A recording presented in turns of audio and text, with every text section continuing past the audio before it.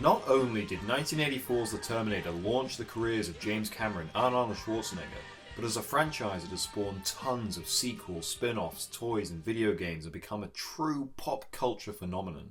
Each sequel became bigger and bigger with more gunfights, more explosions, more effects, but it is easy to forget that the original is actually a very contained film, a lean horror thriller that borrows as liberally from the slasher movies of the time as it does science fiction. Whilst its characters are almost constantly on the move, it has to tell a story of different timelines, a completely new type of antagonist needs to be explained, and the MacGuffin, if there is one, is the protagonist's unborn son and his potential impact on an uncertain future. It could have been an absolute mess, but Cameron instead made this complex sci-fi yarn easy to follow and exciting. Never is the film's commitment to efficient storytelling clearer than in the TechNoir bar shootout. For me, this is a masterclass in action filmmaking and deserves a closer look at just what it does so right.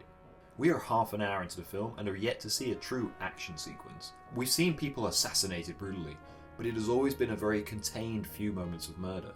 We've seen just how cold, how brutal, and how efficient a killer the Terminator is. We've seen how every young woman that has faced him has been gunned down immediately. At the same time, we've seen how pleasant and in many ways naive Sarah Connor is. She's a young lady trying to survive in the big city. She's literally the same as every other hardworking young woman in LA. To the point they share the same name, and Cameron throws in some nice little touches to remind us just how fragile she is. You're dead, honey. Finally, we see how the one person who can perhaps protect her from a monstrous predator is a very human Kyle Reese, who happens to also be the one she suspects of following her. He's on the back foot as we enter the bar, with all her suspicions squarely on him and not at all aware of the true villain around the corner. Action sequences can be flashy and stylish and have impressive effects and stunt work, but they need something else. They need us to care. You can have all the money in the world for an incredible scene of balletic gunplay, but if we don't care who might get hurt, it's meaningless. Cameron has set up his heroes, their plight and the potential danger beautifully. Now, it's time to see it come together. The Terminator tells its story through the action. At the start of the sequence, Sarah is only aware that she is being followed by someone, not something. To her, she is in danger, but it's a very real, very 1984 based danger. That changes when she sees Reese shoot the Terminator over and over, and he just keeps getting back up unhurt.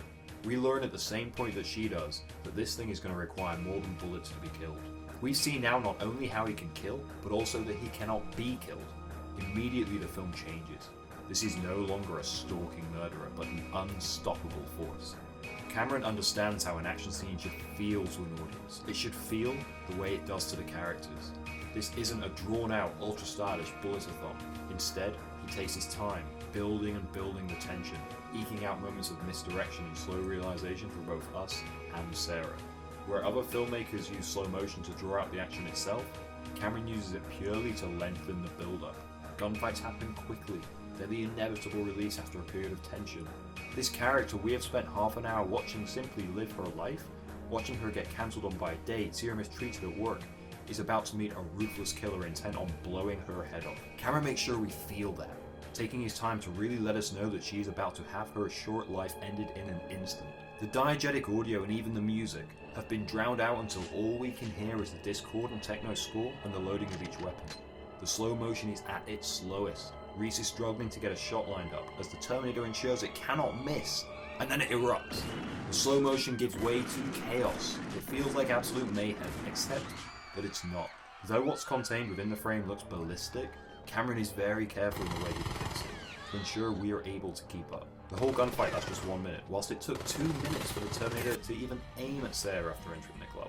We've had those 2 minutes not only to build tension, but also to understand the space. We follow the Terminator from the door to look towards a luckily hidden Sarah. Sarah then looks from left to right of the screen to see Kyle Reese, who looks back at her. We now have a good understanding of the locations of each character within a space we now know quite well.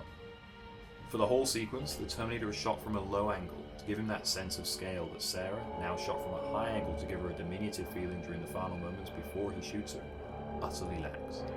And just before the bullets start flying, we are treated to a wide that also serves as Reese's perspective on the action. Though it feels chaotic, Cameron has given us everything we need to understand the geography of the action sequence. When bullets are exchanged, it's always done along the same plane, following the 180-degree rule. See this scene in Taken. This guy's firing this way, and Neeson is firing the exact same way, or so it looks like. They look like they're shooting at the same thing. Along with a shaky camera and fast edits, something else Terminator doesn't enjoy, the lack of easy-to-follow eye-lines just makes it confusing. Cameron doesn't forget that the key to this sequence is storytelling. He is establishing for us and for Sarah what the Terminator is, and what it is capable of. Beautifully, Cal sets up his own character too for the rest of the film with this wonderful line. Come with me if you want to live. Just as we see Sarah's realization that what is following her cannot be human. We and Sarah had to see the Terminator in action, and Reese acting as a protector before the story could progress further. We haven't been told how powerful and invincible the Terminator is, or how trustworthy Reese is, we've been shown it. That is the power of any great action scene, to visually progress the themes and narrative whilst remaining exciting. We've not only enjoyed the sequence, but it has given us a greater understanding of the characters and therefore the narrative.